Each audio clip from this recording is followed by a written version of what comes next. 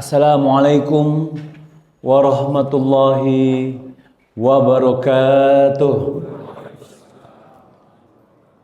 Innal hamdalillah nahmaduhu wa nasta'inuhu wa nastaghfiruh wa na'udzu billahi min shururi anfusina wa sayyiati a'malina. May yahdihillahu fala mudhillalah wa may yudlilhu fala hadiyalah. Ashhadu an la ilaha illallah wahdahu la syarikalah wa ashhadu anna Muhammadan abduhu wa rasuluhu wa habibuhu. Qala Allah Ta'ala fi Qur'anil Karim, ya ayyuhalladzina amanu taqullaha haqqa tuqatih wa la tamutunna illa wa antum muslimun. Allahumma salli ala Muhammad wa ala alihi wa sahbihi wa man tabi'ahum bi ihsanin ila yaumiddin, amma ba'd. Alhamdulillah, segala puji dan syukur kita panjatkan. Masya Allah, nikmat yang Allah berikan sama kita la tuhsuha, kita nggak bisa hitung. Semenjak Allah izinkan kita bangun tadi pagi, apa ya, nikmat Pak. Ada orang-orang yang di depan rumahnya ada bendera kuning tuh. Padahal semalam dia udah rencana mau ke masjid, mau kerja, enggak, Allah izinkan. Cuma sampai di situ ajalnya. Dan alhamdulillah kalau kita, Masya Allah, kita masih dikasih bangun, dikasih sehat. Dan zaman sekarang yang kadang suka kurang disyukurin, nikmat waktu luang Pak. Di mana-mana kalau anak tanya, gimana keadaan? Repot, sibuk, tinggal bahasanya aja beda. Tapi ketika kita bisa sholat jamaah sama saudara kita muslim, kita bisa hadir belajar sama bapak sendiri, Masya Allah. Ini nikmat yang gak Allah berikan kepada sembarang orang. Jadi kita sebagai orang muslim harus selalu mensyukuri. Dan salah satu dikatakan cara mensyukuri nikmat adalah menggunakannya untuk lebih menjadi orang yang bertakwa kepada Allah. Sholawat serta salam kita haturkan, kita panjatkan kepada manusia yang termulia, yang tidak ada manusia lain yang boleh lebih baik daripada beliau alaihi salatu wassalam, Rasulullah sallallahu alaihi wasallam. Yang pendapatnya kita lemparkan, pendapat orang lain kita lemparkan jika menyelisihi tuntunan Rasulullah sallallahu alaihi wasallam. Pada kesempatan kali ini, ana senang sekali nih bisa hadir di sini, Masya Allah. Di Al-Iman Narogong ya, luar biasa. Ketemu kakak-kakak senior, Masya Allah. Semoga Allah jaga antum semua dalam kebaikannya. Ana mau membuka kajian ini dengan kisah Mu'az bin Jabal. Mu'az pemuda Ansor apa Muhajirin? Ada yang tahu nggak jawabannya? Ini ada hadiahnya nih dari panitia. Pemuda Ansor apa Muhajirin? Bukan Ansor, bukan. Mu'az bin Jabal pemuda Ansor. Dia menetap di Mekah, di Madinah afwan. Lalu beliau masuk Islam pada usia 18 tahun. Pada saat perjanjian Aqabah yang kedua, sebelum Rasulullah SAW hijrah ke Madinah nih.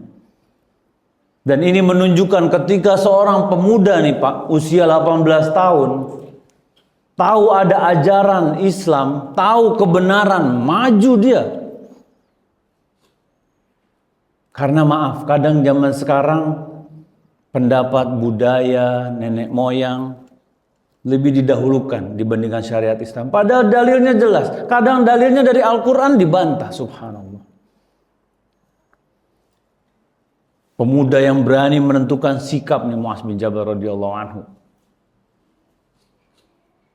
Jadi ketika kita melihat kisah Mu'az, ana teringat dengan kisahnya ketika Mu'az diutus sama Rasulullah SAW untuk pergi ke Yaman.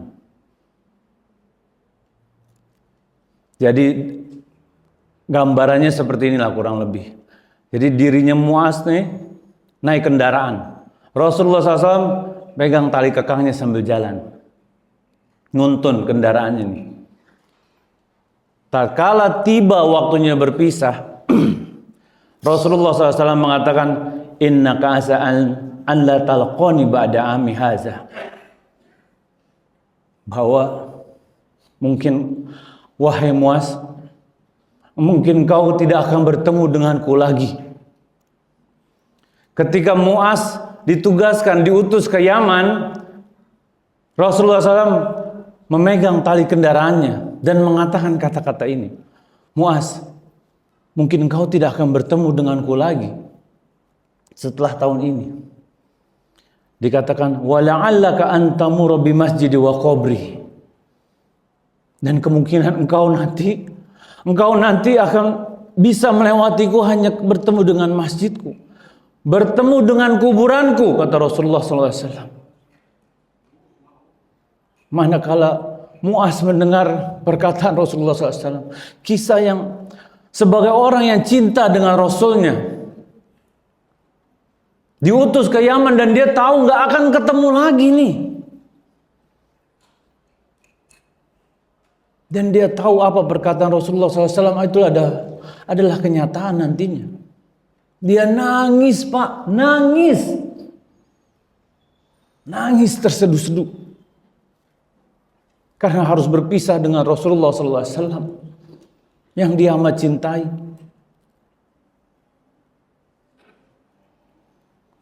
Dan di akhir hadis dikatakan, la tabki ya Mu'az, innal buka'a minasyaiton. Jangan menangis Mu'az, sungguh tangisan itu adalah dari syaitan. Hadis riwayat Ahmad. Sahabat bisa begitu mencintai Rasulullah SAW. Bahkan kalau kita lihat di kisah-kisah yang lain, bagaimana mereka berusaha, ada sahabat melangkah dengan langkah yang agak membingungkan sahabat yang lain. Dia kata, Rasulullah SAW pernah lewat sini. Ibaratnya tadi lagi lurus, tiba-tiba dia belok gitu. Karena berusaha menapaki jalan-jalan Rasulullah SAW. Karena cintanya kepada Rasulullah alaihi salatu wassalam. Kita bukan membahas bagaimana cinta seorang suami, cinta seorang istri. Dan yang pembahasan kita jauh lebih penting dari itu. Sejauh mana kita cinta sama Rasulullah SAW. Kita terpisah kurang lebih 1400 tahun. Kita mengaku cinta. Apakah benar-benar ada cinta itu? Ada perkataan yang bagus dari ulama Al-Hasan Al-Basri rahimahullah. Ketika beliau menceritakan bagaimana kisah pohon kurma, sebatang pohon kurma. Ada yang tahu nggak? Kisah sebatang pohon kurma yang menangis. Jadi gini, di zaman Rasulullah SAW ada sebatang pohon kurma yang sering digunakan jadi sandaran. Ketika Rasulullah SAW berbicara dengan para sahabat, menerangkan, menjelaskan, jadikan tempat sandaran. Sampai datang sekumpulan wanita Ansor yang membuatkan mimbar untuk Rasulullah SAW, dibuatkan mimbar. Semenjak itu pohon kurma udah nggak dipakai lagi, Pak. Rasulullah SAW menggunakan mimbar. Gak lama terdengar suara rintihan, menangis. Kadang seperti unta yang sedang hamil, kadang seperti anak kecil yang meratap. Lanjutannya ternyata pohon kurma ini rindu kepada Rasulullah SAW. Ketika dipeluk baru berhenti nangisnya.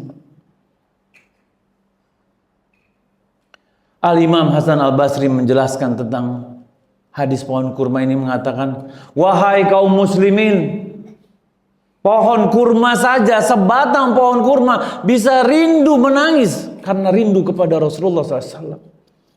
Sedangkan kalian kaum muslimin, ketika ajarannya, tuntunannya ditinggalkan, kalian biasa aja. Bahkan ada orang yang berani mencela padahal muslim. Subhanallah. Kita lihat bagaimana Imam Al-Humaidi. Beliau adalah guru Imam Al-Bukhari. Al-Humaydi menceritakan bagaimana ketika kami sedang bersama Imam Syafi'i rahimahullah. Datang seorang laki-laki bertanya sama Imam Syafi'i, "Wahai Imam, bagaimana tentang ini, bagaimana tentang itu?" Apa jawaban Imam Syafi'i? Rasulullah SAW memutuskan tentang ini begini, tentang dari Al-Quran seperti ini. Lalu kemudian orang ini bertanya balik lagi, "Wahai Imam, bagaimana pendapatmu tentang itu?" Imam Syafi'i terperanjat. "Wahai fulan, apakah kau bertemu aku di gereja ini, di sinagog?" kata dia. "Sudah dikatakan perkataan Rasulullah SAW dan kamu tanya pendapatku." Ini ada dalam kitab Syiar A'lam An-Nubala. Kok bisa? Kau bertanya pendapatku, aku sudah jelaskan apa perkataan Rasulullah SAW. Kita lihat Imam Bukhari, Pak. Hafal 100.000 hadis sahih, 200.000 hadis tidak sahih. Dan menjadikan 7.275 hadis dalam kitab pilihannya. Yang kita kenal dengan Sahih Bukhari sekarang. Setiap mau nulis satu hadis, mandi Pak, sholat 2 rakaat. Memohon kepada Allah. Ada di mana posisi kita? Kita mengaku orang-orang yang mencintai Rasulullah SAW. Kita bandingkan cinta mereka dengan cinta kita. Apa pengaruh cinta yang mereka miliki, mereka sampai melakukan seperti itu? Dan bagaimana cinta kita memberikan pengaruh apa pada kita? Apa bukti pengakuan dari kita? Jangan-jangan kita selama ini cuma self-proclaim. Cuma ngaku-ngaku maaf. Karena mereka telah menghidupkan apa-apa yang telah mati di diri kita. Kita sibuk bicara sunnah. Tapi kadang-kadang itu juga pilih-pilih. Sibuk bicara sunnah poligami. Tapi lupa bagaimana kewajiban memberi nafkah kepada istrinya. Karena waktu terus berjalan, Pak. Fitnah terus memasuki kantong-kantong kita. Disibukkan kita dengan gadget kita. Notifikasi ini, WhatsApp ini, berita itu. Kadang sebagian manusia sibuk dengan perkara yang tidak penting dari dunia ini. Telah berlalu rasa cinta dari diri kita, walaupun kita merasa memilikinya. Lupa akan kewajiban kita, seakan-akan cuma kenangan. Kita bicara sunnah, tapi tidak serius benar-benar berusaha mengikutinya. Dan cinta kepada Rasulullah SAW bukan perkara yang mudah. Bahkan kita harus lebih cinta kepada beliau alaihissalatu wassalam. Lebih cinta daripada cinta kita kepada anak kita. Kepada istri kita. Kepada orang tua kita. Dalam satu hadis dikatakan, la yu'minu ahadukum hatta akuna ahabba ilaihi. Tidak sempurna iman kalian sampai aku lebih dicintai min walidihi waladihi wan nasi ajma'in. Dari orang tuanya, dari anak-anaknya, dari semua manusia. Kita resapi maknanya ya. Karena dalam banget artinya. Bayangkan Pak, ada suami istri sudah 10 tahun menikah, tidak Allah izinkan punya anak. Walaupun satu. Ikhtiar obat sudah, ikhtiar madu sudah, ikhtiar ke dokter sudah, berdoa dia depan Ka'bah sudah. Tapi belum Allah izinkan punya anak. Suatu saat dia lagi di kantor nih, dapat WA dari istrinya. Ya, orang Bekasi manggilnya ayah nggak ya? Apa papi di sini? Hah? Bapak? Bapak papi nih. Bapak ya? Hah? Bapak, kayaknya aku positif nih. Ini udah 10 tahun gak nih, belum punya anak jamaah.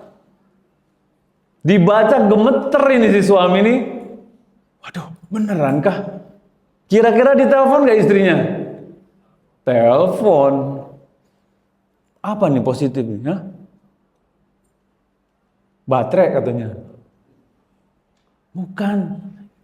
Ini tes pack positif kata dia. Yang benar kamu. Coba tes lagi. Udah 3 kali kata dia. Bismillah. Aku minta izin sama bos. Pulang dulu ke rumah. Jauh dari Cengkareng kantornya ya kan. Kena Rogong. Jauh. Sampai rumah. Ayo kita ke dokter. Sampai di dokter. Apa kata Bu Bidan? Di USG. USG dulu ya, dicek ya. Dilihat. Nyut. Itu gemeter kakinya, Pak. Ngebayangin, ya Allah, 10 tahun nunggu. Apa kata Bu dokter? Insya Allah ada bayinya, Pak. Ini udah kebayang berdua nih, ya Allah. Penantian selama ini. Udah kepikiran namanya, box bayinya, bajunya. Udah kepikiran semua, Pak. Nanti mau diajak main futsal. Kamu udah tahu laki perempuan main futsal aja dia. Udah kebayang. Akhirnya apa? Ditunggu 9 bulan 10 hari kurang lebih. Lahirlah bayi yang ditunggu 10 tahun, Pak. Dilihat wajahnya. Ini kalau bisa nggak kerja deh. Bos cuti 3 bulan mau main sama bayi ini, seneng. Dipeluk. Ya Allah, alhamdulillah kata dia. Seneng banget. Cinta banget. Dan kita mesti cinta sama Rasulullah SAW lebih dari ini, Pak. Sulit apa sulit banget? Sulit. Karena kalau anak istri kelihatan nggak? Nggak ada yang goib kan istrinya sini kan? Nggak ada ya? Nggak ada, nggak boleh. Istri kelihatan, Pak. Minta seblak tinggal diatur aja, tinggal ngomong dia. Anak kita kelihatan. Rasulullah SAW hidup 1400 tahun yang lalu kurang lebih, Pak. Tidak ada rekaman suara, gambar, YouTube, Instagram, nggak ada. Ada yang tahu bagaimana kita mengenal beliau alaihi salatu wassalam? Karena kadang kita merasa cinta tapi baru di mulut. Karena cinta ada syaratnya. Apa syarat cinta? Hadiah masih ada nih. Apa syarat cinta? Kurang lebih. Pendapat lain? Nah, itu syarat diterimanya ibadah. Enggak, kalau kita mau mencintai seseorang lah, apa syaratnya? Berkorban. Sebelum cinta tuh harus apa dulu? Barakallahu fiik nih hadiah buat antum nih. Syarat cinta itu, Pak, harus kenal. Kalau kita ngaku cinta sama istri kita tahu tuh apa kesenangan dia. Kalau pagi-pagi onde-onde sama teh manis. Ya kan? Sorean dikit boba. Udah ibu-ibu masih minum boba aja. Jam 9 americano, tahu. Ketika kita cinta, kita kenal kepribadiannya. Kita tahu sifatnya, kita tahu kesukaannya. Karena nggak cukup cuma tahu nama, tempat tanggal lahir, tanggal berlaku, data KTP nih, Pak. Kalau ana pinjemin KTP ana, bisa cinta sama ana? Gak bisa. Gak cukup. Kalau modal KTP orang bisa cinta, itu fotokopi depan cinta semua tuh Pak. Oh Pak Wawan, aku cinta sama Pak Wawan nih. Oh Pak Budi. Karena bisa jadi selama ini kita cuma tahu data KTP Rasulullah SAW. Tanggal lahir, tahun gajah, lahir di Mekah, hijrah ke Madinah. Cuma data permukaan. Gak cukup kalau cuma tahu data KTP. Ketika kita cinta, harus bergetar hati kita ketika mengingat nama beliau alaihissalatu wassalam. Bukan cuma bergetar, kita diperintahkan bersolawat ketika mendengar nama beliau alaihissalatu wassalam. Karena Allah dan para malaikat, teman-teman, bersolawat kepada beliau alaihissalatu wassalam. Al-Hafiz Ibnu Hajar mengatakan Allah subhanahu wa ta'ala memuji Rasulullah SAW di depan para malaikat. Dan malaikat mendoakan beliau alaihissalatu wassalam. Bahkan betapa menyedihkan, ada ancaman bagi yang tidak mau berselawat kepada beliau alaihissalatu wassalam. Dalam satu hadis dikatakan al-bakhilu, orang yang bakhil, pelit. Di Priuk kemarin dapat istilah koret. Di sini mau kasih koret juga nggak? Hah? Medit ya.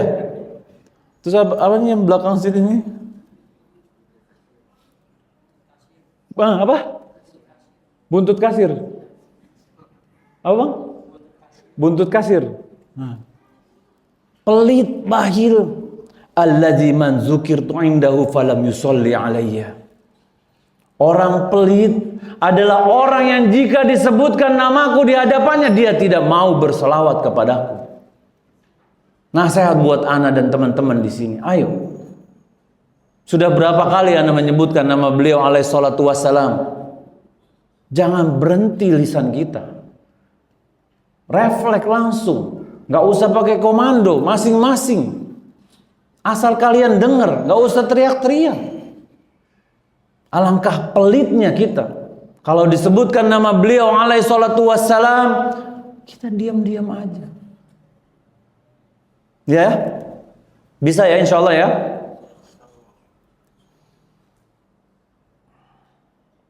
Karena kenapa dibilang pelit?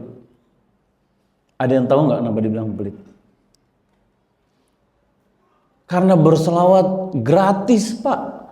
Nggak pakai kris. Nggak pakai mandi dulu, nggak pakai wudhu dulu. Mudah. Kita lihat bagaimana kisah para sahabat. Malik melihat Ja'far bin Muhammad sebagai seorang yang suka bergaul dan tersenyum. Ini orang yang mudah bergaul dan tersenyum, Pak. Jika disebutkan nama beliau alaihissalatu wassalam, wajahnya jadi kuning, pucat. Dia tidaklah menceritakan kehidupan Rasulullah SAW kecuali dalam keadaan bersuci. Dia ini orang alim yang tidak ada kehidupannya kecuali sholat, diam atau membaca Al-Quran. Kehidupannya cuma 3 ini. Beda sama kita. Lampu merah, ya kan? Ngantri ATM, ke minimarket. Ini orang cuma itu hidupnya, Pak. Beliau tidak terlibat dengan bicara-bicara yang nggak perlu. Bisa kita temukan referensinya dalam kitab Hilya al-Auliya. Abdurrahman bin Al-Qasim, apabila ia bercerita tentang Nabi alaihissalatu wassalam, kulitnya mengering, pucat, seolah-olah mau keluar darah dia. Mulutnya kering. Karena rasa hormat kepada Rasulullah SAW. Jangan kita merasa yang paling cinta. Kalau untuk selawat aja masih pelit. Na'udzubillah. Bagaimana cara salawat? Apakah dengan teriak-teriak, sound horeg? Nauzubillah. Salawat sudah diajarkan. Ketika sahabat Ka'ab bin Ujrah radhiyallahu anhu bertanya kepada Rasulullah SAW, yang kita kenal dengan salawat apa? Salawat Ibrahim. Dan ketika kita mengaku cinta kepada beliau alaihi salatu wassalam, kita mengikuti kemauan. Karena biasanya gitu kan, kalau kita di rumah mengaku cinta sama istri, Pak, anterin dong Pak, beli seblak. Anterin tuh. Ana pernah lihat di sosmed Pak, jam 11 malam istrinya bangunin suaminya, suami lagi tidur. Aku mau makan mie instan dong di Puncak Pas. Jam 11 malam Pak, boncengan sampai di Puncak Pas tuh. Makan mie, suami masih merem-merem gitu. Karena cintanya sama suami, sama istrinya. Diikuti itu kemauan istrinya. Padahal kalau dipikir, Masya Allah, agak PR ya. Jam 11 malam ke Puncak Pas itu. Ada orang yang melakukan seperti itu Pak. Lalu bagaimana dengan kita?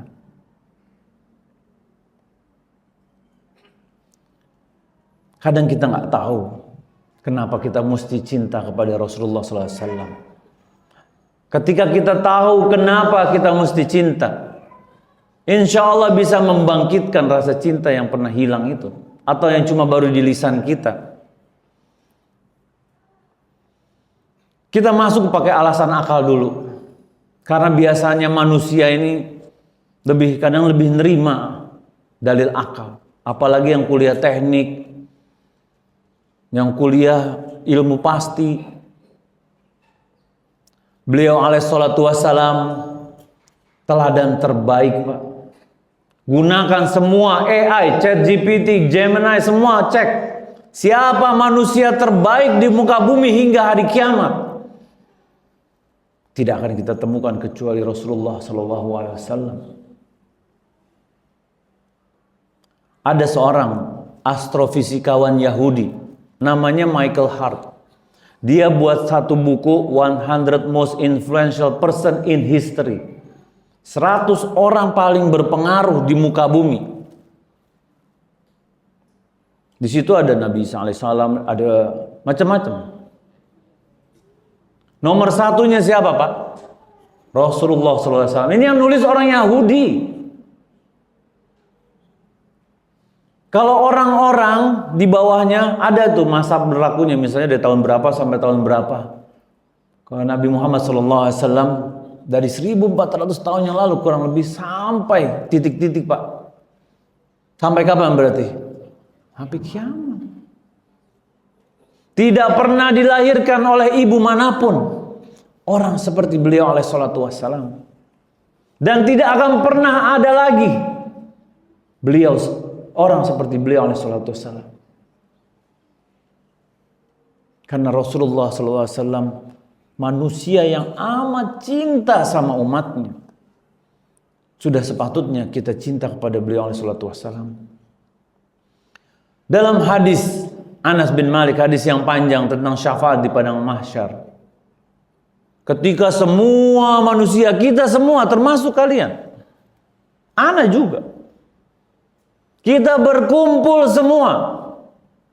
Ada yang tenggelam semata kaki, ada yang sedengkul, ada yang lebih tinggi. Semua dalam keadaan menunggu, panik, bingung mesti ngapain. Ada yang bertanya, adakah yang bisa memberi kita syafaat?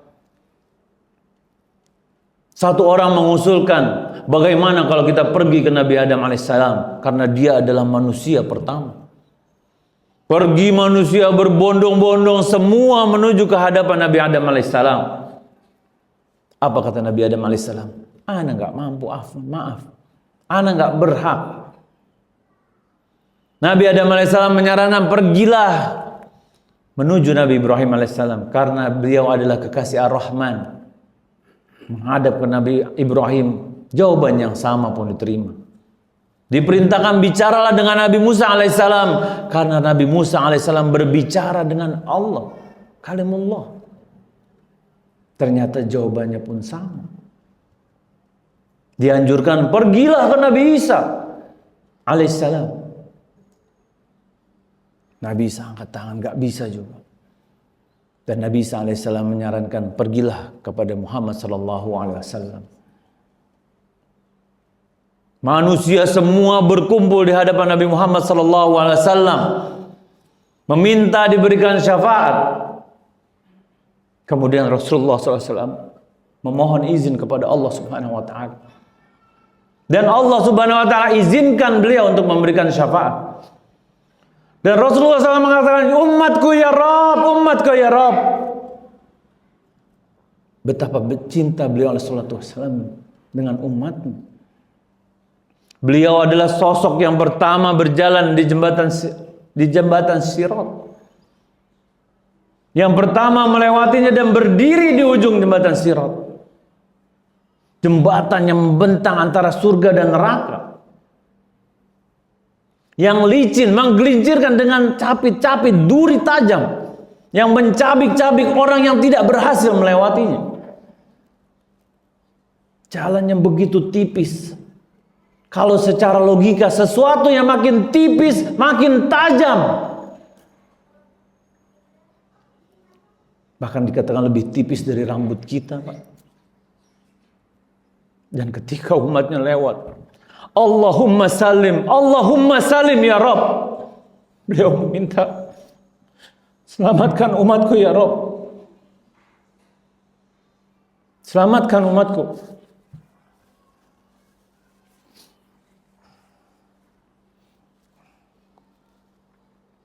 Dan sudah sepatutnya kita cinta sama beliau alaihi salatu wassalam.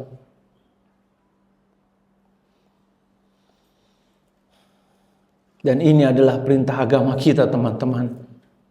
Perintah agama kita, perintah Allah Subhanahu wa taala, pemilik langit dan bumi, yang kita akan berdiri di hadapannya di hari akhir. Yang akan kita pertanggungjawabkan semua perbuatan kita, yang tersembunyi ataupun terlihat. Allah katakan dalam Al-Quran, Qul in kuntum tuhibbunallaha fattabi'uni. Katakanlah Muhammad, jika kalian mengaku cinta kepada Allah, ikuti aku. Yuhibbukumullah, maka Allah akan cinta kepada kamu. Wa yaghfir lakum dzunubakum, dan menghapuskan semua dosa-dosamu. Allah kaitkan cinta kepada Allah dengan mengikuti Rasulullah SAW. Karena agama yang sempurna ini dibimbing, dituntun, diajarkan oleh beliau alaihi salatu wassalam. Melalui apa? Perbuatannya, perkataannya, persetujuannya. Masalahnya, sudah sejauh mana kita mengetahui tuntunan beliau alaihi salatu wassalam? Dan bukan cuma itu, ketika kita mengikuti sunnah, Allah sayang sama kita, Allah cinta sama kita, dan Allah ampuni dosa-dosa kita. Kalau kita bahas banyak sekali keutamaan mencontoh sunnah Rasulullah SAW. Namun, memang bukan perkara yang mudah. Satu-satunya cara kita mengenal, kita mencintai beliau SAW adalah dengan mengenal sejarahnya. Mengetahui bagaimana kehidupan beliau SAW. Ketika cinta kepada Rasulullah SAW adalah perkara wajib, ada satu kaidah fikih. Ma la yatimmu al wajib illa bihi fahuwa wajib. Jika untuk melakukan sesuatu yang wajib perlu wasilah, perlu sarana, perlu peralatan, perlu cara, metode, maka metode tersebut, cara tersebut adalah wajib. Ketika kita sholat, wajib menutup aurat. Kita nggak bawa baju, kita ada uang, kita beli baju, wajib beli bajunya, Pak.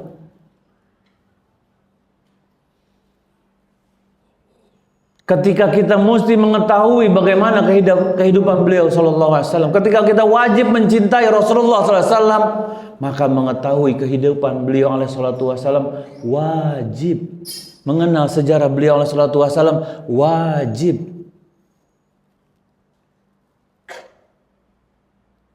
Alasan lain kenapa kita mesti cinta kepada Rasulullah SAW, karena beliau alaihi salatu wassalam suri tauladan terbaik.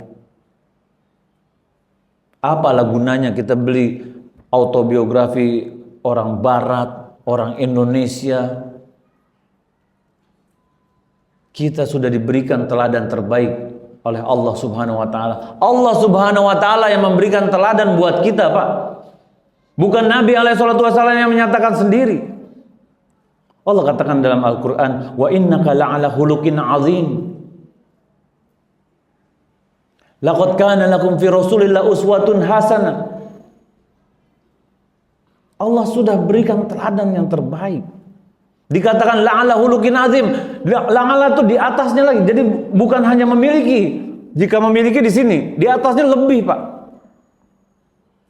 Jadi akhlak-akhlak yang mulia di atasnya, bukan sekedar memiliki. Orang kafir aja mengakui kalau beliau alaihi salatu wassalam adalah teladan terbaik. Kok bisa kita yang mengaku umat Islam, siapa idolanya? Kapten Amerika, si ini, orang-orang kaya di Barat, subhanallah. Kita harus mengajarkan anak-anak kita, Pak, bahwa idola sejati mereka Rasulullah SAW. Kenapa? Karena idola sangat berpengaruh dalam kehidupan kita. Banyak yang diambil, banyak yang dicontoh, bahkan menjadi sumber inspirasi. Ada umahat hobinya nonton drakor, nauzubillah. Biasa makan, orang Bekasi biasa makan kredok, makan kimchi. Nggak biasa makan kimchi yang mules-mules. Betul Bu ya? Karena gaya hidup idola kita tuh pengaruh. Kalau bapak-bapak apa nih idolanya? Kalau biker biasanya pembalap motor. Kadang ada bapak-bapak idolanya pemain bola ya. Gak usah angkat tangan. Hafal tuh nomor jersinya ya kan. Tadinya dari tim mana, main di Piala Dunia berapa kali, janjian nobar bareng. Kadang yang ngegolin pemainnya dia udah gaya-gaya sendiri. Kalau ibu-ibu kadang-kadang selebgram tuh idolanya. Ditiruin lah, gamisnya ditiruin, tasnya ditiruin, cara ngomongnya ditiruin. Dan kita diperintahkan meniru, mencontoh Rasulullah SAW. Kita dapat meniru semua yang beliau alaihi salatu wassalam kerjakan, Pak. Kecuali pada hal-hal yang hanya beliau memang keistimewaannya. Misalnya ada yang bilang, Ustadz, anak guru Ustadz, Rasulullah SAW mengajarkan kepada para sahabat. Ustadz, anak murid, Rasulullah SAW belajar sama malaikat Jibril pagi dan sore. Ustadz, anak berdagang, Rasulullah SAW umur 25, belum zuat udah dagang. Pergi ke Syams lagi. Ibaratnya kalau kita keluar negeri lah dikit. Ustadz, aku nih suami. Rasulullah SAW istrinya 9 masih sempet ngapa-ngapain. Kita kadang istri 1 mau ke kajian, gak boleh sama bini nih, ntar aja deh. Ya, izin belum keluar. Tunggu dia mandi ya, kita kabur bro. Diam-diam pergi ke kajian. Ustadz, anak miskin. Rasulullah SAW pernah miskin, keluar dari rumahnya, nyari makanan sama sahabat. Bahkan batu diikat di perutnya ketika lapar. Ada yang pernah ngikat batu di perutnya? Insya Allah anak yakin gak ada di sini. Itu menunjukkan apa hikmah Allah jadikan Rasul terakhir dari golongan manusia. Karena kita dapat nyontoh langsung. Bayangkan bila yang diberikan contoh malaikat, Pak. Malaikat gak pengen punya mobil listrik, Pak. Nih, mobil listrik baru nih. Kita manusia. Malaikat gak makan, Pak. Gak ngantuk. Suruh nyontoh malaikat kita kelar. Berzikir terus. Gimana mau kerja? Rasulullah SAW kerja, beribadah, punya istri, perang. Semua kita bisa contoh. Alangkah ruginya kalau kita tidak menjadikan beliau alaihi salatu wassalam sebagai teladan kita.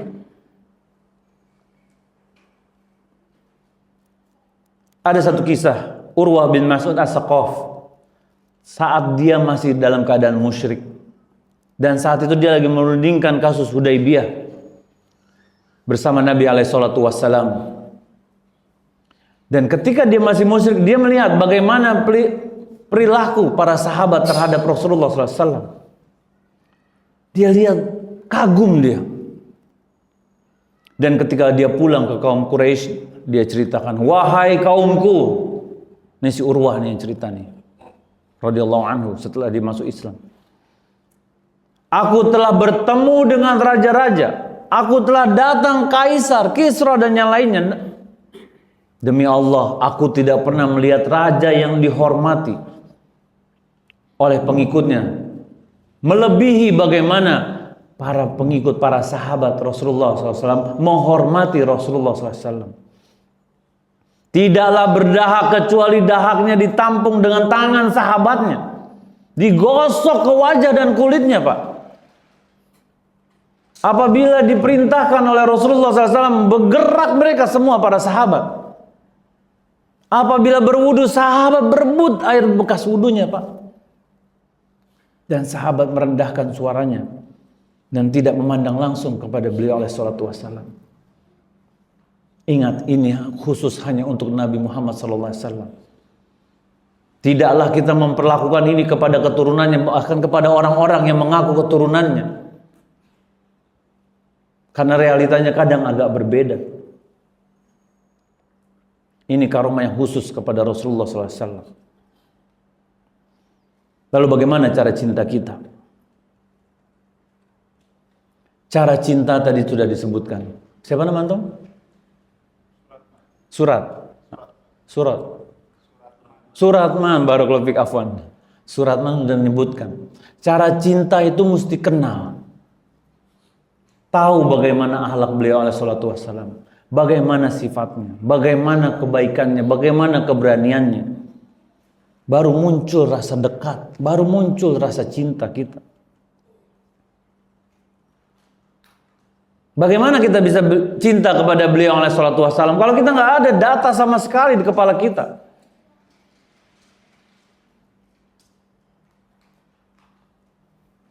Dan kadang kita temukan ada orang-orang yang kurang tepat. Mereka menggunakan baju I love you Muhammad, teriak-teriak, bersolawat teriak-teriak, menggunakan panggung-panggung dengan lampu sorot dan yang lainnya, pakai petasan dan yang lainnya. Subhanallah. Karena bukti cinta bukan hanya dari lisan, tapi bagaimana patuhnya hati kita kepada beliau alaihi salatu wassalam. Cara mencintai yang benar, yang pertama adalah mendahulukan dan mengutamakan beliau alaihi salatu wassalam dari semua pendapat manusia yang lain. Karena kita tahu bahwa beliau adalah makhluk termulia. Apabila ada pendapat ulama, kiai, ustadz, habib, tuan guru, syekh yang menyelisihi pendapat beliau alaihi salatu wassalam, tidak layak kita ikuti, Pak. Kita harus dahulukan pendapat beliau alaihi salatu wassalam. Bahkan Imam Asy-Syafi'i rahimahullah, mazhab kita nih di Indonesia nih, apa kata beliau rahimahullah? Kaum muslimin sepakat, ijma' nih maksudnya, Siapa yang telah jelas ajaran Rasulullah SAW baginya, maka baginya tidak halal untuk meninggalkan pendapat Rasulullah SAW karena perkataan manusia lain. Itu yang pertama. Yang kedua, membenarkan segala yang disampaikan oleh beliau alaihissalatu wassalam. Beliau alaihissalatu wassalam menjelaskan bagaimana terjadinya hari kiamat. Menjelaskan bagaimana ciri-ciri hari kiamat. Bagaimana tanda orang hari kiamat. Dan kemaksuman beliau alaihissalatu wassalam yang beliau bersih dari dusta. Bersih dari fitnah. Bagaimana beliau alaihissalatu wassalam ketika masih kecil. Ketika bersama Bani Sa'ad. Dipegang sama malaikat Jibril, dibuka dadanya, dibersihkan hatinya, dicuci dengan air zam-zam dengan ember dari emas. Bahkan dikatakan ini darah hitam kotoran dosa darimu yang telah Allah hilangkan. Karena Allah katakan dalam Al-Quran, wa ma yantiqu 'anil hawa in huwa illa wahyu yuha. Rasulullah SAW tidak berbicara dengan hawa nafsu. Semua yang disampaikan adalah wahyu.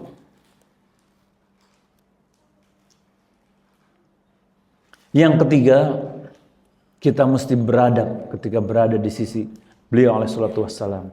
Maksudnya bagaimana? Kita memuji beliau dengan pujian yang layak. Tidak menambahkan, tidak mengurangi.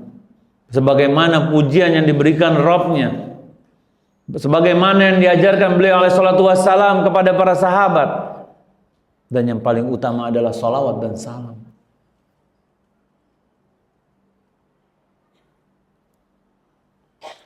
Bukti cinta yang benar adalah ittiba, mencontoh Nabi alaihissalatu wassalam dan berpegang teguh pada petunjuknya. Fattabi'uni, Allah katakan dalam Al-Quran, maka ikuti aku. Yang kadang menjadi lucu, ketika kita masuk kerja, masuk kantor, masuk jam 7 ya, siap bos. Pulang jam 5, siap bos. Pakai seragam kantor ya, siap. Ini SOP, siap. Perkara dunia dia siap patuh, siap dia kerjakan semua sesuai. Tapi ketika tuntunan Rasulullah SAW, itu kan cuma sunnah katanya. Gak apa-apalah, subhanallah.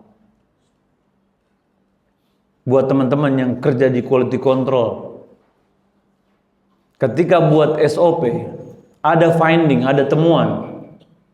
Itu terjadi karena apa? Karena ada pelanggaran SOP. Ketika seseorang mengerjakan sesuai tuntunan, nggak akan ditanya, Pak, kenapa kamu mengerjakan sesuai tuntunan, ya kan? Nggak ditanya. Misalnya ada orang datang ke kantor seharusnya jam 7, dia datang jam 7, nggak ditanya, kenapa kamu datang jam 7? Nggak bakal ditanya. Karena dia lulus, dia masuk di kriteria. Tapi akan ditanya ketika dia datang jam 9. Dan syariat kita ada SOP-nya, ada tuntunannya. Banyak. Shallu kama ra'aitumuni usolli. Salatlah sebagaimana kalian melihat aku salat. Dan yang lainnya. Tugas kita tinggal mengerjakan. Gak usah tambah, gak usah kurang. Walaupun menurut akal kita baik. Baik buruk manusia subjektif gak? Subjektif. Beda-beda. Tapi ketika menurut syariat, kita udah gak ada hak. Kita orang-orang mukallaf, Pak, yang dibebankan syariat. Kita ini pelaku syariat, bukan pembuat syariat. Kita ini yang diperintahkan, bukan ngatur-ngatur. Dan tugas kita berpegang teguh pada petunjuknya. Kalau kita nggak tahu, kita cari tahu petunjuknya bagaimana. Karena bisa jadi kita ilmunya nggak ada di situ. Bukti cinta yang benar selanjutnya adalah berhakim kepada ajarannya alaihi salatu wassalam.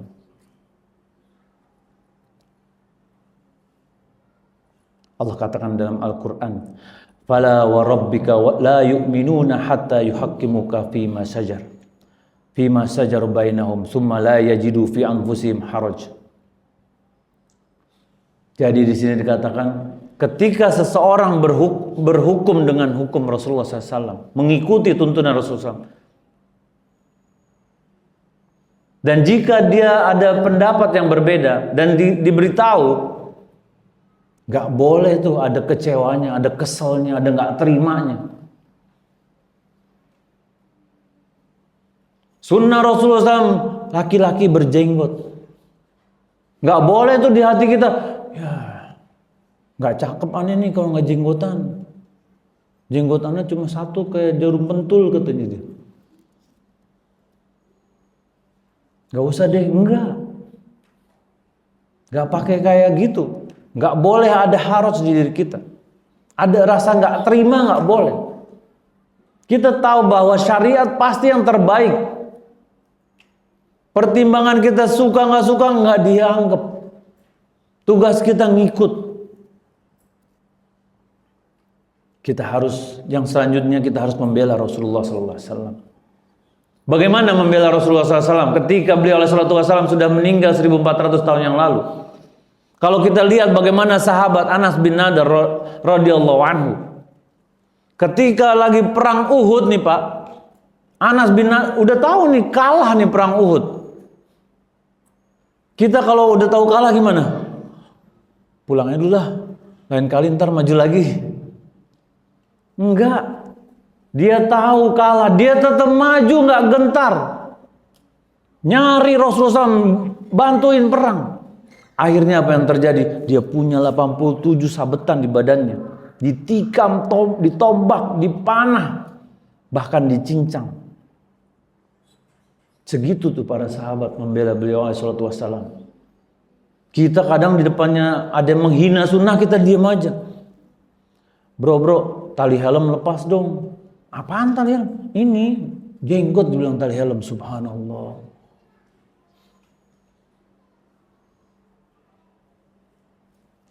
Karena ada Pak orang-orang zaman sekarang yang menghina para sahabat. Mereka Syiah Rafidhah. Mereka membenci syariat Islam. Mereka mencela. Ibnu Taimiyah rahimahullah mengatakan di batin mereka tuh sebenarnya ada kebencian terhadap risalah Muhammad SAW. Syiah Rafidhah menghina Ummul Mukminin Aisyah radhiyallahu anha. Ulama Al-Hakim mengatakan riwayat Aisyah radhiyallahu anha itu 1/4 dari syariat kita, Pak. Kalau dia menghina berarti dia berusaha menghilangkan 1/4 syariat kita. Subhanallah. Itu tujuan mereka. Gak apa-apa Ustaz, masing-masing aja. Enggak gitu.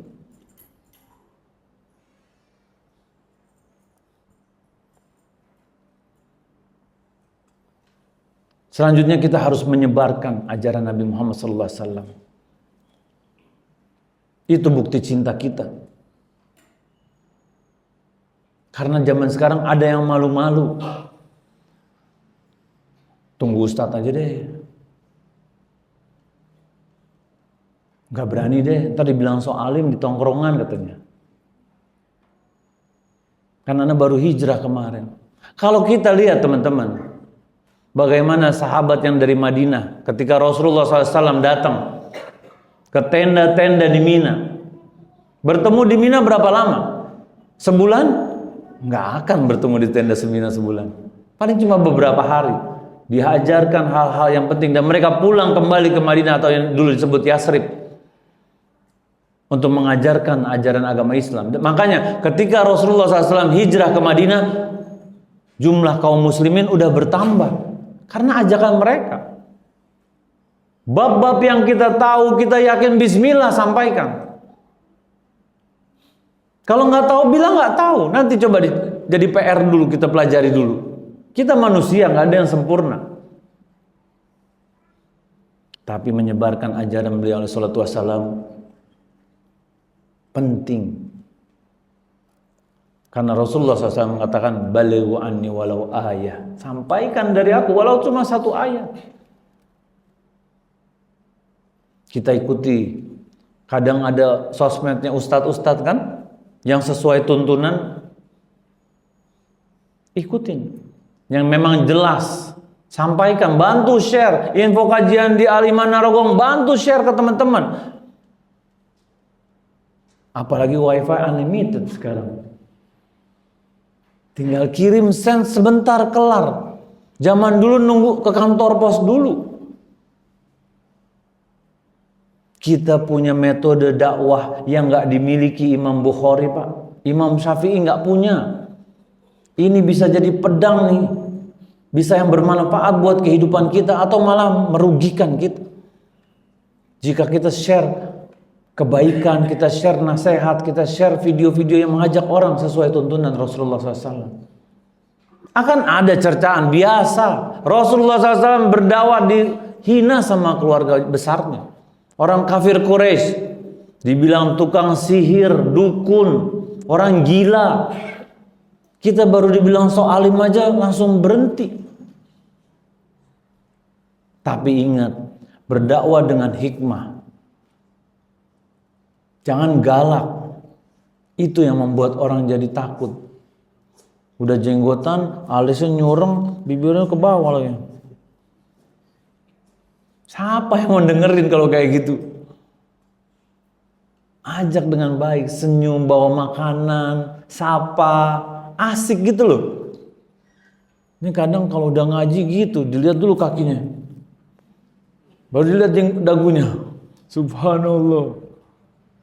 Nggak boleh kayak gitu, bro. Baik, asik gitu loh. Dulu kita pernah kayak gitu. Harus friendly.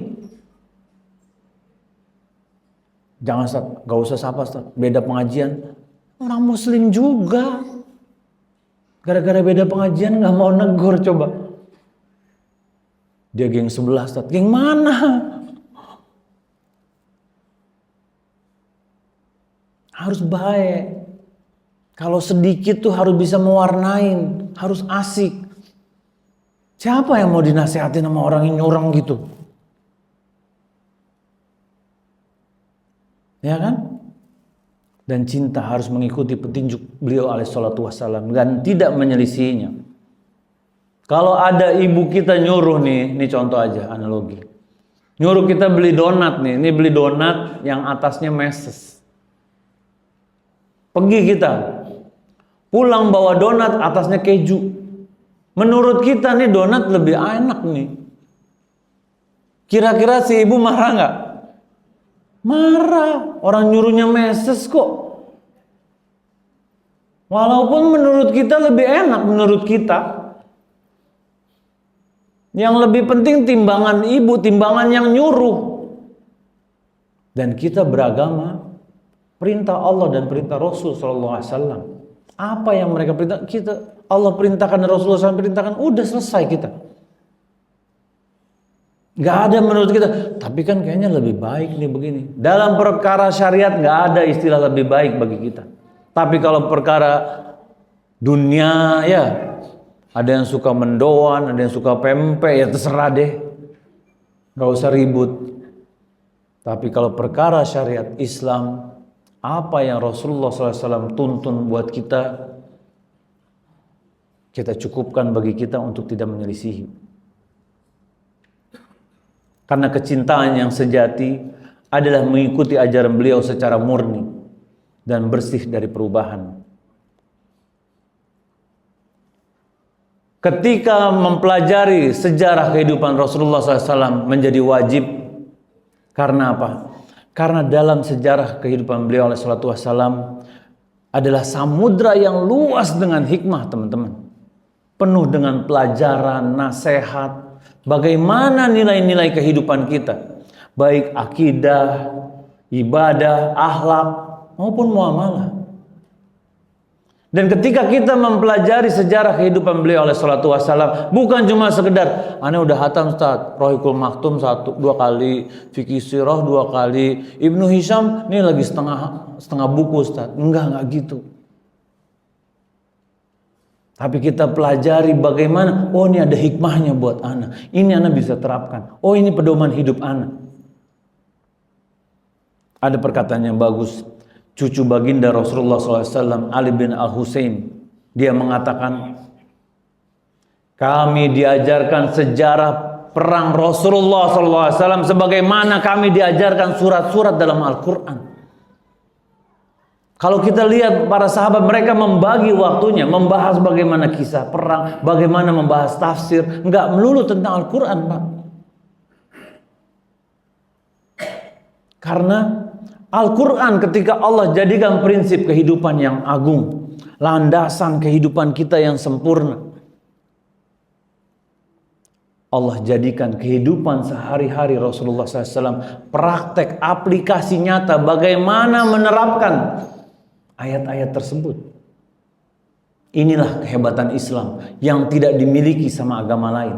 Bapak bisa cek agama lain, tidak ada nabinya yang menjadi teladan pada kitab sucinya.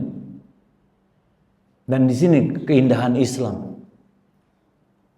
Jadi penting tuh buat teman-teman, kalau membahas tentang Sirah Nabawiyah dari awal Jazirah, kenapa di Jazirah Arab sampai wafat beliau alaihi salatu wassalam. Karena ada orang-orang yang membenci Arab, ya kan Pak? Ada kan? Ada. Ketika mereka membenci Arab, mereka membenci tempat kelahiran Rasulullah SAW. Bapak lahir di mana? Jakarta. Milih nggak waktu lahir di Jakarta? Enggak ya? Ya pokoknya di Jakarta gitu ya kan? Kita lahir nggak milih Pak. Allah yang tentukan. Rasulullah SAW lahir di Arab, Allah yang tentukan. Ketika ada orang menghina Arab, berarti dia telah menghina pilihan Allah. Kalau kita bahas hikmahnya kenapa Arab Saudi, kenapa Mekah jadikan tempat lahir Rasulullah SAW, bisa sampai asar ini kajian. Siap nggak? Banyak dari segi ekonomi, dari segi bahasa. Coba satu ya, dari segi bahasa ya. Kalau nggak banyak nanti. Dari segi bahasa, Bapak tahu di Arab Saudi yang luasnya itu kurang lebih berapa kali Indonesia ya? Ana lupa nih. Nah, itu seluas itu bahasanya cuma satu Pak, bahasa Arab. Kita dari Jakarta baru sampai Bandung nih udah bahasa Sunda. Kumaha? Tahu kenapa satu bahasa Allah jadikan? Lebih mudah untuk disampaikan. Karena kalau orang Sunda suruh dakwah di sini, nyambung nggak kira-kira? Kurang lebih lah ya. Tapi ketika Allah jadikan satu Jazirah Arab itu satu bahasa, semua paham Pak. Ketemu di mana aja paham. Dan banyak yang lainnya, bagaimana strategisnya di antara benua Afrika dan benua Eropa dan yang lainnya. Dan untuk memahami kitab suci, karena banyak ayat-ayat yang Allah turunkan berkaitan dengan peristiwa-peristiwa yang terjadi pada kehidupan Rasulullah SAW. Dan bagaimana respon Rasulullah SAW adalah penjelasan langsung konkret terhadap ayat tersebut. Jadi sirah bukan cuma menjelaskan, kadang ada orang apa asbabun nuzulnya, enggak selalu itu Pak. Tapi dari sirah kita dapatkan bagaimana mengamalkan sisi kandungan Al-Quran. Karena zaman sekarang ada orang yang cuma mau ngambil Al-Quran, hadis ditolak sama dia. Ada orang yang mengingkari sunnah, seluruhnya ditolak sama dia, Al-Quran aja kata dia. Ada yang mengatakan kalau sama dengan Al-Quran baru anda ikutin. Ada yang mengatakan kalau hadis ahad anda nggak ikutin, maunya yang mutawatir. Mutawatir itu yang diriwayatkan dari banyak perawi. Itu adalah golongan yang mengingkari sunnah. Dan kita harus pahami. Ulama mengatakan, Abdul Hamid bin Badis mengatakan, Ketika kita mau memahami Al-Quran, kita harus memahami sejarah. Dan ketika kita ingin memahami sejarah, kita harus memahami Al-Quran. Makanya semoga kita semua bisa semangat mempelajari kehidupan beliau alaihi salatu wassalam, mencerna, mempelajari, mengambil intisari hikmah-hikmahnya. Karena banyak sekali faedah yang bisa kita terapkan dalam kehidupan kita sehari-hari. Barakallahu fiik. Mungkin kalau ada yang mau bertanya silakan. Ini yang bisa disampaikan pada pertemuan kali ini. Silakan. Buat pertanyaan pertama ada hadiahnya nih Mas. Masya Allah. Kelasnya gede banget.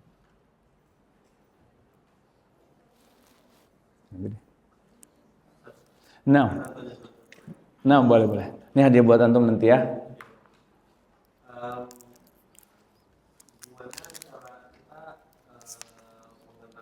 Bismillah.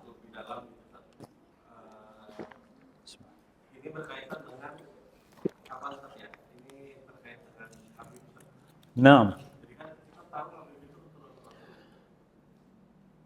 Itu pernyataan apa pertanyaan? Hah? Enggak tahu, antum mau gimana? Ya udah lanjutkan ya. Enggak bercanda, santai aja. Nah. Nah.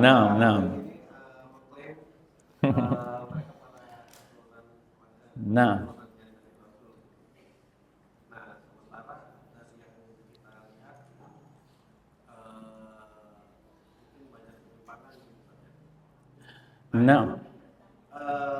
Gimana cara kita untuk orang awam terutama mengetahui bahwa ini adalah tuntunan yang benar. Padahal kadang-kadang kan yang menyampaikan penyimpangan ini Habib sendiri yang kita anggap. Nah.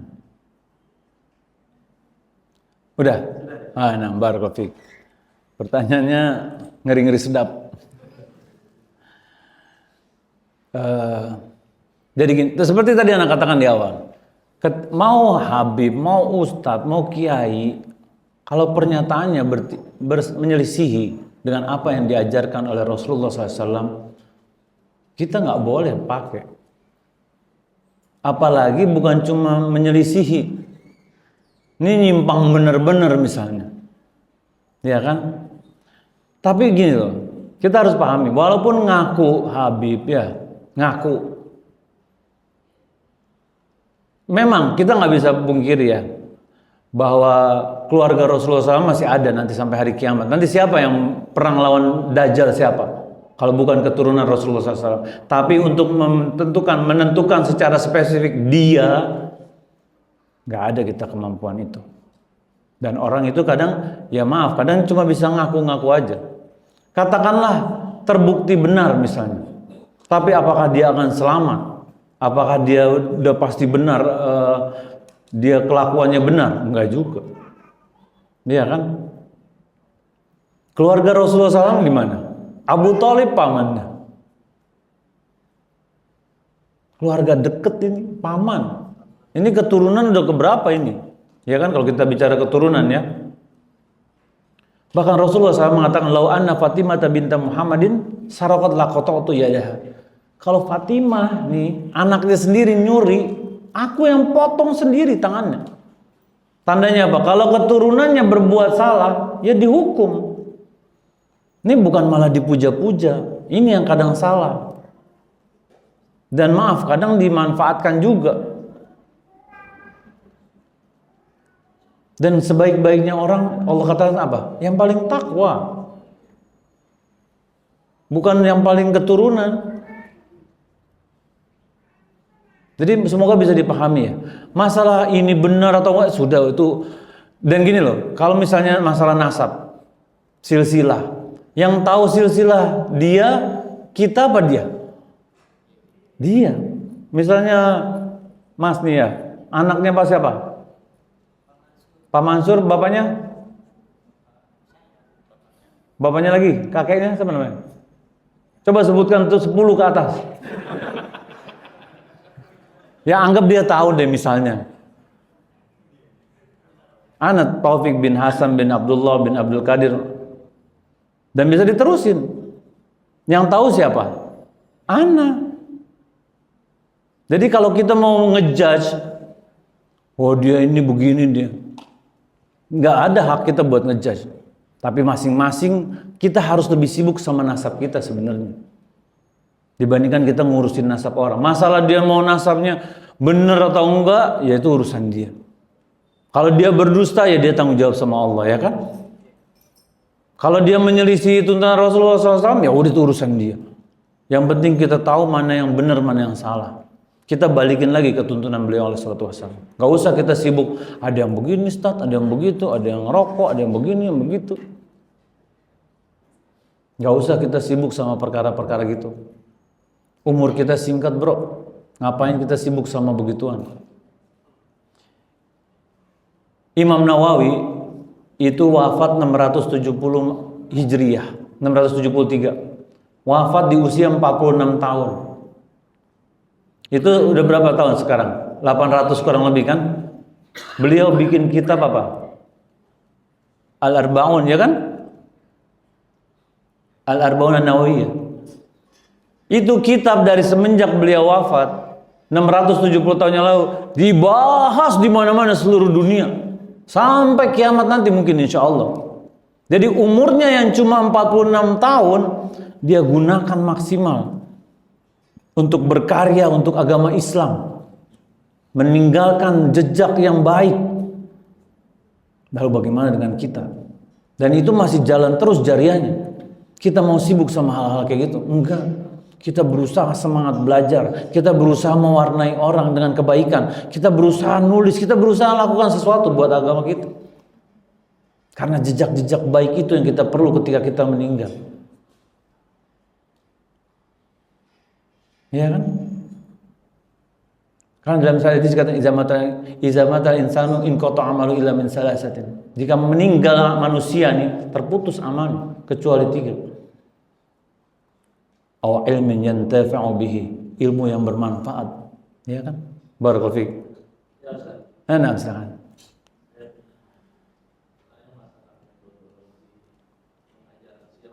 Nah.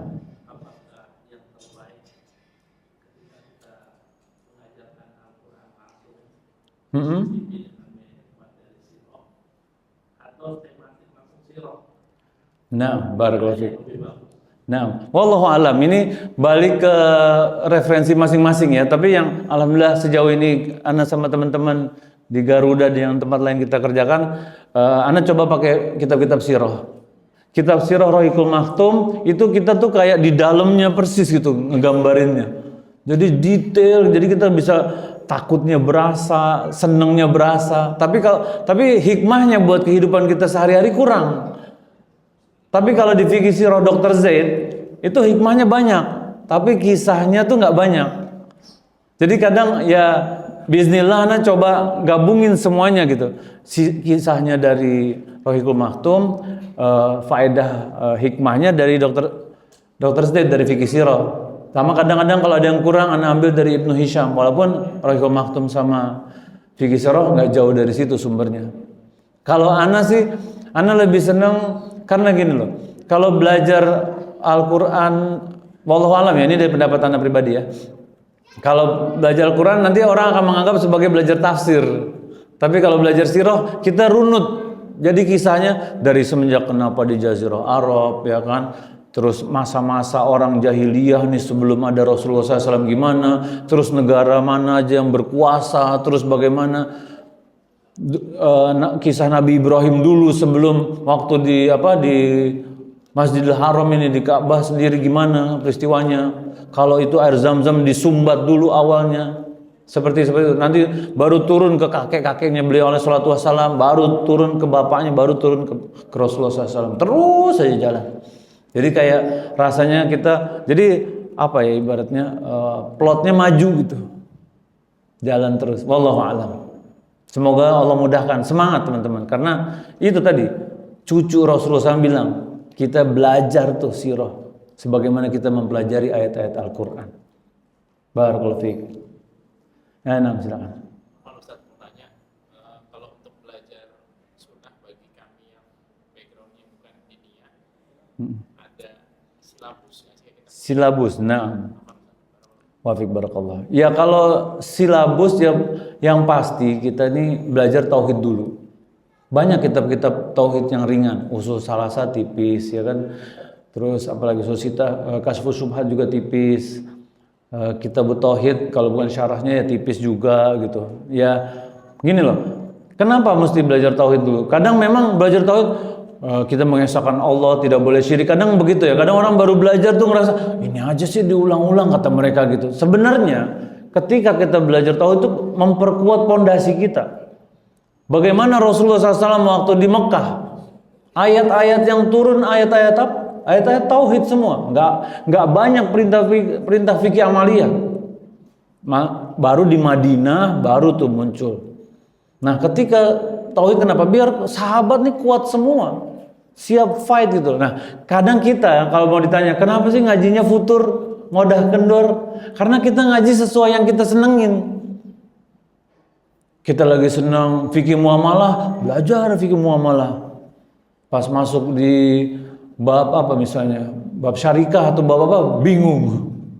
Susah juga Ustaz ya. Ini riba, kenapa ada riba fadl sih Ustaz? Ada riba ini Ustaz.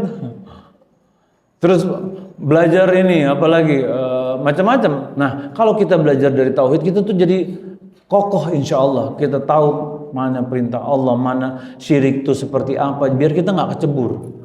Saran anak usul salasa itu terbaik sebenarnya. Karena apa? Karena tipis dan ini di Arab Saudi anak SD yang belajar. Anak SD yang belajar. Nggak apa-apa kita belajar itu daripada kita sama sekali nggak pernah belajar. Dan anak senang belajar usul salasa. Makanya jadi kita ada beberapa kajian usul salasa aja bismillah. Karena ringan, penjelasannya singkat, nggak bertele-tele dan masya Allah banyak teman-teman yang ngapalin matanya. Kadang kalau umum, ana lebih senang sirah. Karena di sirah itu sebenarnya ada tauhid, ya kan? Ada muamalah, ada sifat, ada keberanian, ada Allah istiwa di ars. Nanti akan ada pembahasannya secara nggak terlalu ini sih. Biar karena kadang kalau masyarakat umum tahu sendiri kan, kalau ada pertentangan yang agak beda mereka agak susah itu. Tapi memang itu lebih baik karena sirah itu jelas dan menyenangkan belajar sirah itu sebenarnya. Karena bisa langsung relate sama kehidupan kita sehari-hari. Barakallahu fiik, mungkin gitu ya. Silakan, ada yang mau bertanya lagi?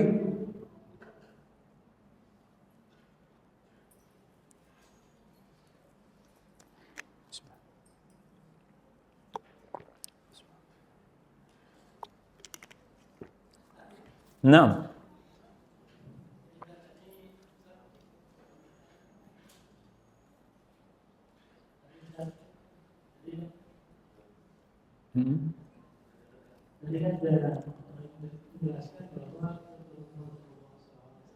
Sasa akan tetap ada.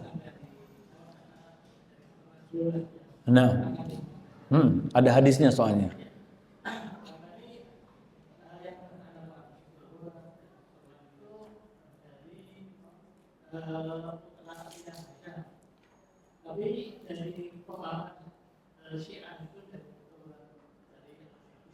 Nah,